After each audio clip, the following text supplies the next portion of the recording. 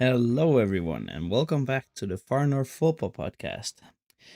In this episode, we're going to talk about the recent European fixtures of the Faroese teams. This is the first time I think that there are two episodes that are so close to each other, but that's just good because I want to be consistent, but it's not always that easy. There's 3 games we are going to talk about, so it's not going to be a long episode, but yeah, the first game I'm going to talk about is the game against NSÍ versus Hamrun Spartans.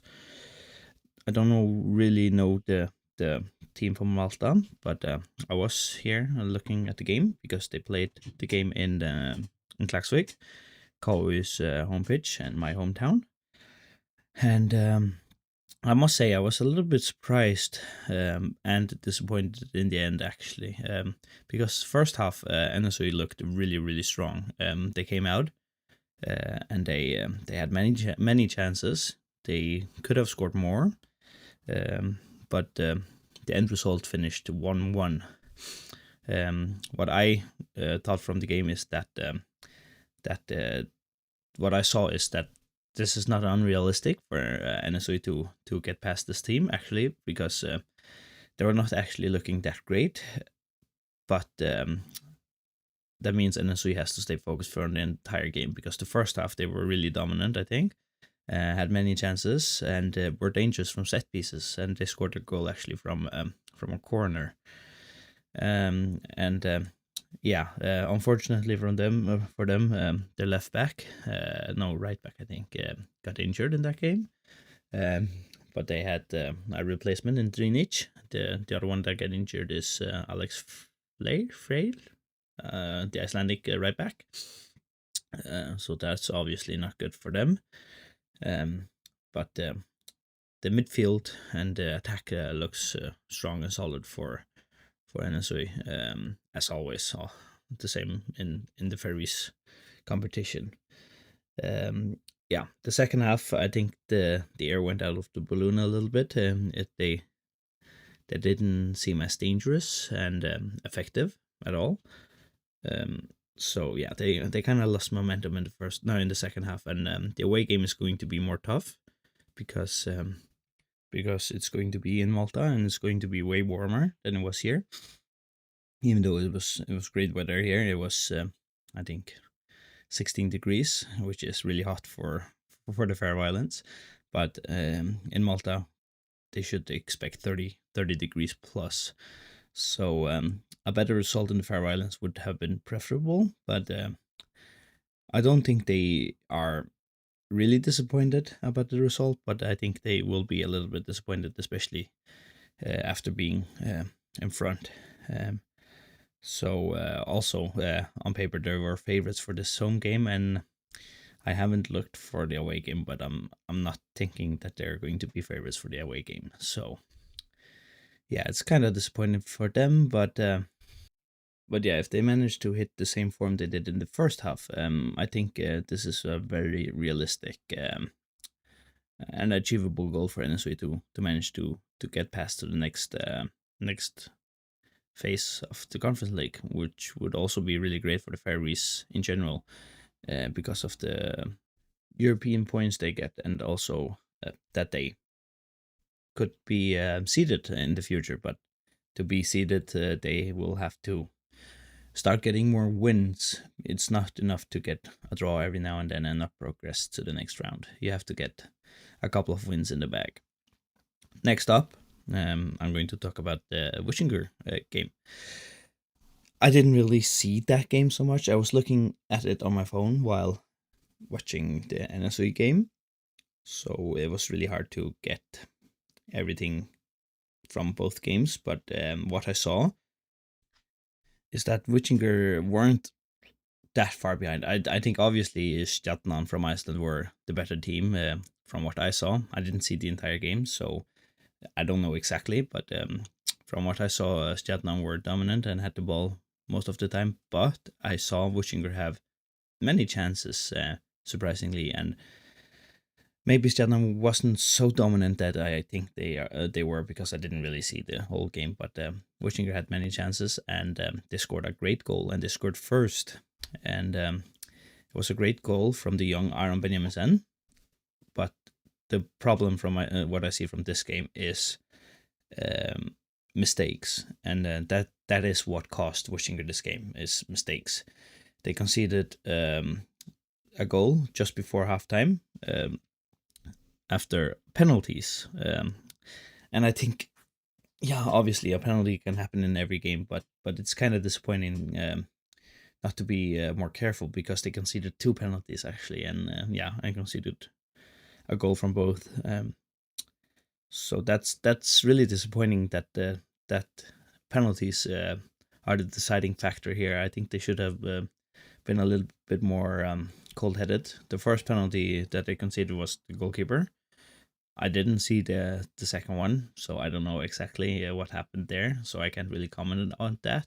But the first one was the goalkeeper coming out to get the ball after a 1v1 situation, and if I remember correctly, the player tried to go past the goalkeeper, and the goalkeeper took out the player, which is a penalty. But it's a stupid mistake to come in that position in the first place, because maybe the defensive line was a bit too high to let this player go clean on goal like that. So, and and the other goal, the second goal they conceded, actually, that wasn't a penalty, but it was a terrible goalkeeping mistake. There was a cross into the box. The goalkeeper started to go out to claim or punch the ball, and I don't know, and then he just froze, and that's really disappointing for the goalkeeper, because he is the national team goalkeeper and he's playing on the biggest stage right now. So you have to stay composed in games like these and don't make mistakes.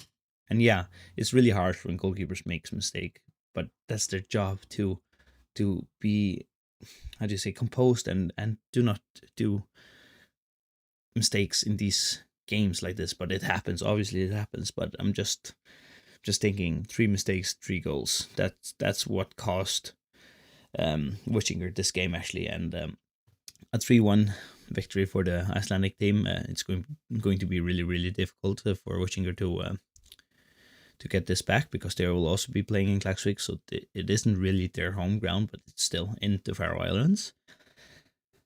Yeah, but the climate and everything from Iceland to Faroe Islands isn't that different. I think they also use artificial grass in Iceland, so it's pretty much going to be the same. The only difference is that the Icelandic team are going to have to travel to the Faroe Islands, so they're going to be a little bit, I don't know, if affected by the traveling. But 3-1, it's going to be really, really difficult. But I'm going to be there, and I'm rooting for Víkingur, of course. Yeah, and as I said, this isn't going to be world's longest episode, but the last game we're going to talk about is KOI, obviously. And again, they did not disappoint. I think KOI have a really great European product, if you could call it like that. They always seem to deliver in Europe, in the Faroe Islands, especially in Klaksvík. KOI are really, really strong at home in Europe, also in Þórsvöllur at the national team stadium, but especially in Klaksvík. And it looked like a completely different KOI team compared to the league. We saw a strong midfield with Hallur Hansson and Denny Pavlovic playing in the midfield, and then also Osama Ali playing a more offensive role, which I think suited him really well, and he actually scored. And Paul Kleskar, a great goal from him, or I should rather say a great assist from the golden left leg that everyone knows from Árni Fredriksberg. and the assist from Sean Carlos was also really good for the first goal. Yeah, I don't really know what to say except from that I think Koi were dominant and was clearly the better team, and I think a 2-1 victory actually does them a little bit injustice, because I think Koi made one mistake the entire game, and that cost a goal. So yeah, it's kind of disappointing, because a 2-0 victory to take with you to a away game would be obviously way more preferable, and yeah, I think more deserved as well, because I think the game, as the game played on, I think it was would have been more deserved. The Koi won this, by a bigger margin. But yeah, I talked to the away fans and everything, and they were really sweet, and they were surprised about Koi. Actually, they were surprised how aggressive they were in the press and everything. I also talked to the coach in the hotel after the game, and he was he was mainly surprised by the formation and the system Koi he played, because I think he told me something about the last 7 games they have been played as 4-4-2 and a different system, which is right. But if he if he did his homework a little bit more, he would have known that Koi always play, or always, the last, what is it, 3 or 4 seasons have played with 3 players, or 3 in the defense, and with a wing back and left wing back and right wing back in Europe. And Koi played 3-4-3 or 5-2, no 5-2-3, and that's a pretty common formation for Koi to play in Europe, and it works, and that just makes me wonder, why does this Koi team look so comfortable against the champions of Luxembourg when we struggle against the bottom of the league in the Faroe Islands? It doesn't really make sense. But overall, a good game, a good entertaining performance, and the fans were great. I love the European games. I also took a video, like I told in the last episode, that I was going to record a video from the match, make a vlog. There's a lot of footage, so it's going to take a while. I don't know if I'll be able to post it before the away leg. But I'm sitting, trying to do it currently. So in the future, hopefully, and if you want to watch it, it will be on the YouTube channel. I will send a link on Twitter when it's done. But yeah, I don't know how much to say about this game in general in the Faroe Islands, because I think what I've said is pretty much it. Obviously, could have and should have scored more goals, but that doesn't matter now. The only thing I'm a little bit scared of is the away game in Luxembourg, because as I've heard, the day the game is going to be played, it's going to be 36 degrees, I think, which is 20 degrees warmer than when NSÍ played, but I think more than 24 degrees warmer than when Koi played. So it's going to be a huge difference. We also saw them play there 2 years ago in Luxembourg, and it was really warm, and they managed to get a 0-0 draw, which was all we needed. But it's hard because if they're going to try and attack, well, our players are struggling to breathe because of the warm weather, and then not be able to run, because it's not the same to run around in 12 degrees and almost 40 degrees. So that is going to be the hardest problem for us, and also the biggest advantage for them, being used to playing in the warmth like this. But obviously, there's going to be a water break when it's so warm. So I think also Koi will try to take so much the momentum out of the game, to take the tempo out of the game. Every time there's a corner or throw in, they'll force the clock until the referee counts to 1 each time to try to catch their breath, because it's going to be hard. But I think if they manage to get past the first 60 minutes, and the coach makes a good use out of the bench, I think we will manage, and I hope so.